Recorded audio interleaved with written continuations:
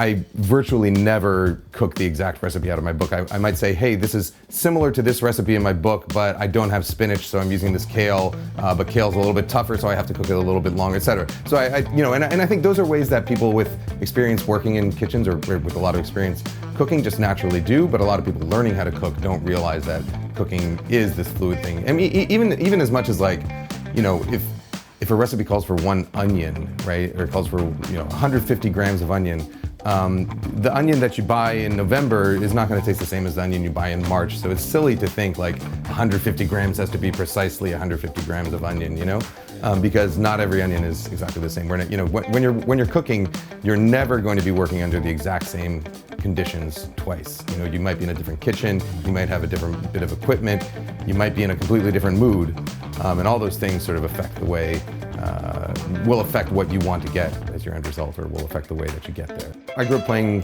classical music and some jazz also, but in order to be able to play a piece well and play it emotionally and play it expressively, you have to spend a lot of time practicing your scales, just so that that's all built into your fingers. In the same way that, like, when you cook, you spend a lot of time practicing very, very basic motions that get built into your muscle memory. When you do it enough times, you're using your ears, you're listening to, is that the sound of frying, or is that the sound of moisture evaporating, right? There's a very distinct difference between the noise of browning and the noise of sweating, for example, or the smells that you get, or the color that comes out of it. So those are all things that with I think experience you get better at, and I think with guided experience you get better at faster.